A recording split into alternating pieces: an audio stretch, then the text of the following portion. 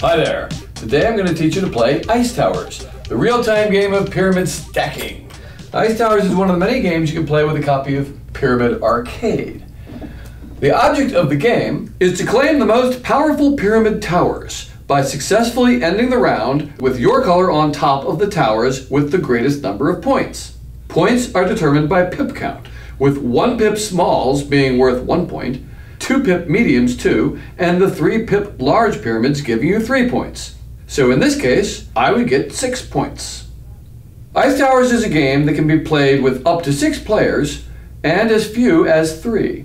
For this video, we'll be using the 3-player setup. To set up the game, separate all of the individual pieces, mix them up into a group in the center of the play area, and stand them all up. That's really it. Once they're all upright, you're ready to play. Now, Ice Towers is a real-time game, and that means that there are no turns. Everybody plays at the same time, and you can play as quickly or as slow as you want. And since there are no turns, we've developed a signal to indicate that you're ready to begin. Each player, when they're ready, will touch, but not lift, a piece of their own color. When everyone's indicating they're ready to play, the game simply begins. There are 3 types of actions in Ice Towers: capping, mining, and splitting. Capping is by far the most common of the actions, and it looks like this. When you cap a piece, you are claiming the tower and all of the pip points contained within. You cannot cap a piece if it's smaller than the piece you are playing. You also can't cap a piece that is your own color.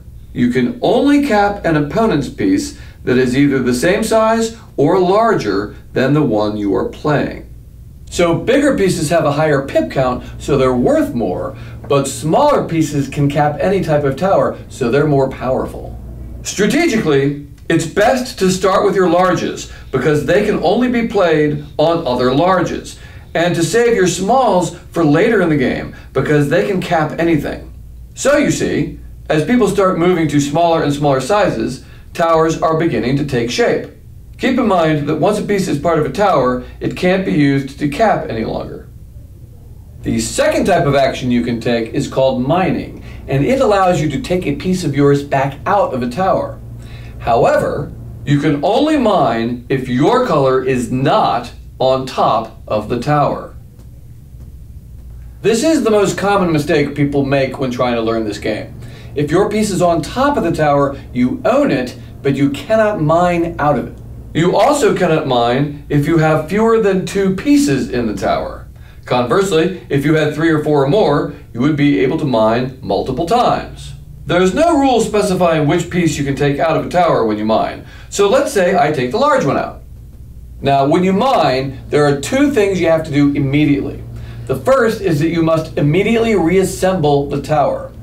Why is this important?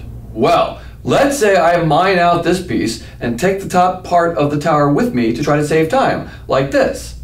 This could be disastrous, because while I'm over here, someone else could be coming in and changing the situation. So when I get back, I'm stuck holding this partial tower that I'm not actually allowed to control. The second thing that happens is that I have to cap another tower ASAP. I can't go back on top of the tower I just mined from. Now, granted, I couldn't do that here anyway because I have a large, but even if I'd taken out the small instead, I'd still have to play it on a different tower. And if there are no towers you can cap, because all of the towers are capped with smaller pieces, you just set it down, creating a new tower. This can sometimes be a deliberate choice, particularly near the end of the game. If I mine out a large and there's nowhere for me to play it, well, at least I've taken 3 points away from my opponent, and maybe I will get lucky and no one will cap that single piece tower, and I'll get those 3 points for it myself at the end of the game. Now, the third thing you can do is called splitting. Now remember, I said you can't cap a piece with its own same color, but as you can see here, when one piece is mined out, it can cause 2 pieces of the same color to come together. And when you spot a tower with 2 pieces of the same color touching, you can split that tower at the point where the pieces connect. However, you can only split the pieces if the colors that are touching are not yours. Splitting is very powerful, but may not always be to your advantage. If one of your pieces is at the top, you'll make your own valuable tower suddenly not so valuable. Also, beware of splitting a pair at the top of a tower. All you're doing is giving that player control of that piece again. Sometimes, if it's mutually beneficial, players can agree to split each other's towers. So in this example, when I mine out my small red, that leaves a splitting opportunity that's valuable for me and not so much for the other players, because when I split this tower, they've lost two of their powerful pieces into a tower that isn't ever going to get any bigger. So once a piece is mined out in a way that creates a splittable situation, it becomes a race between the other players. Will the tower be split, or will the duplicate color be mined out instead? So the game will continue with lots of capping and mining and splitting until there are no more moves to be taken. Now usually this means that no more moves are possible, but in some cases players are just done. For example, in this tower here, since I am not playing as yellow and yellow has two pieces touching, I would have the option to split the tower at the top. But I wouldn't want to do that because it would free up a small for the yellow player, which they could potentially use to cap my tower. Another rule that sometimes gets bent a little is that you can only use one hand at a time. Now sometimes you need to be able to use both hands in order to properly reassemble a tower after mining, for example. The important thing is that you only be taking one action at a time. You can't, just as an example, be splitting one tower with one hand while capping another tower with the other hand. So when you reach the point in the game where there are no moves left that anyone is willing to take, you gather all the towers that have your piece on top and count up the pips.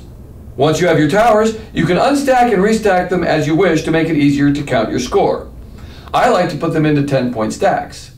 If you've got 18 points, you did all right, since that's how many you started the game with. If you got lower than 18 points, then you did not win. And of course, if you have the highest number of pips, you win the game. And that's how you play Ice Towers. Thanks for watching, and thanks for playing my games.